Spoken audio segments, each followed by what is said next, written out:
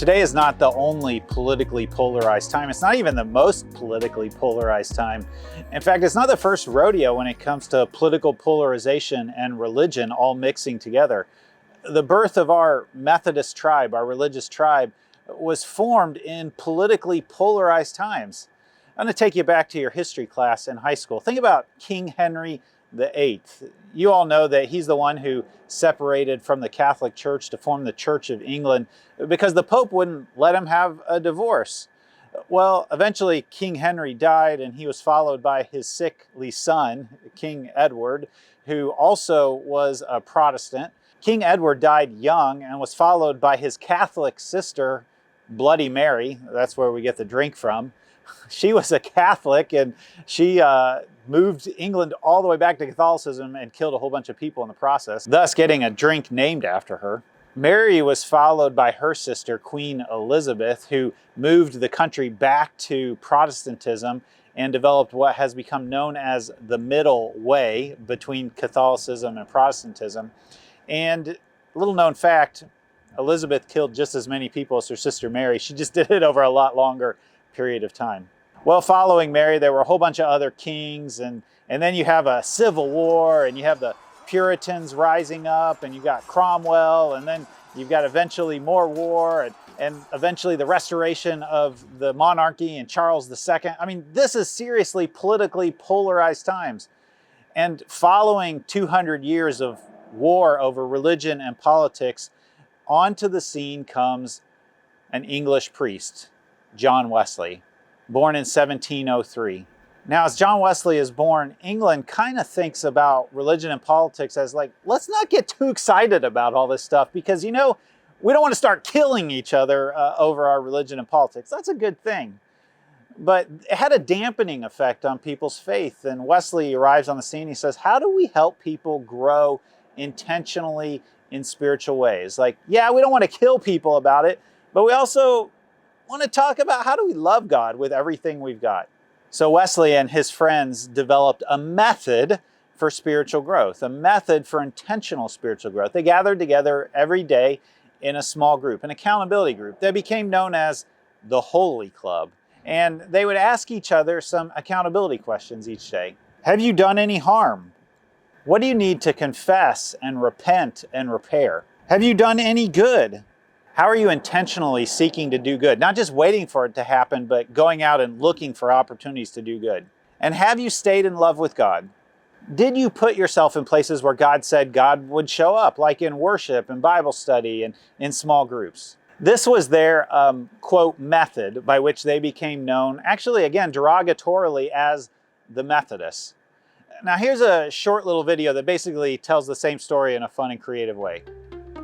Hey, brother, looks like you're loading up on math calculators. But why? I'm planning to give these out at our next class meeting. It seems the members of our Methodist Society have forgotten the most basic rules for holy living. And just how will an abacus make a difference? They can count. Three general rules. Oh, like stop, look, listen, or shake, rattle, and roll. No, brother. You know our general rules. Do no harm. Do good. Attend upon all the ordinances of God. Or, as I like to say, practice showing up for God. Count that on your abacus. Our rules equal guidelines that show we're serious about salvation. Brother, you can count on me to help you keep them accountable. I can do math and music, In summary, 3 rules help us love one God and save many souls. These 3 simple rules are a kind of simplification of the Bible in the spirit of the way that Jesus simplified the Bible. He was asked one time, what's the greatest commandment? And he said, love God with everything you've got. And then there's a second one, love your neighbor as yourself. This sums up everything. It sums up all the law and all the prophets, Jesus said, in these 2 things. Or I love the way the prophet Isaiah sums it up. He says, cease to do evil and learn to do good. It's in the spirit of this simplification of the Bible that Wesley developed the 3 simple rules, and that we've developed one ourselves. We have a 3 simple rule inventory, and there's different things that you can reflect on in your own life under each one of those rules. You can always find that and download that inventory at sycamorecreekchurch.org/3 simple rules. That's the number 3 simple rules. Now, what we're going to do in this series is not actually walk through each rule, but what we're going to do is each week we're going to take the 3 simple rules and apply them to a really practical situation in your life. Next week, we're going to take a look at the 3 simple rules when it comes to creating community. And then we're going to take a look at the 3 simple rules of parenting. The last week of this series, we're going to take a look at the 3 simple rules of baptism.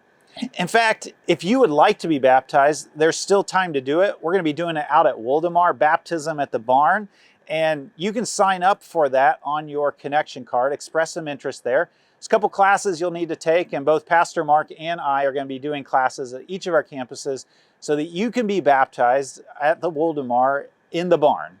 Make sure you do that. All right, today though, what we're going to be talking about are the 3 simple rules of political conversations.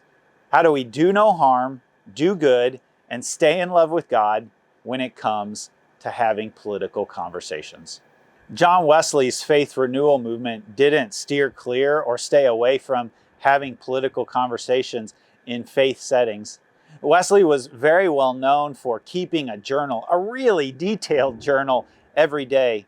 On October 6th of 1774, he wrote, "I met those of our society who had votes in the ensuing election and advised them."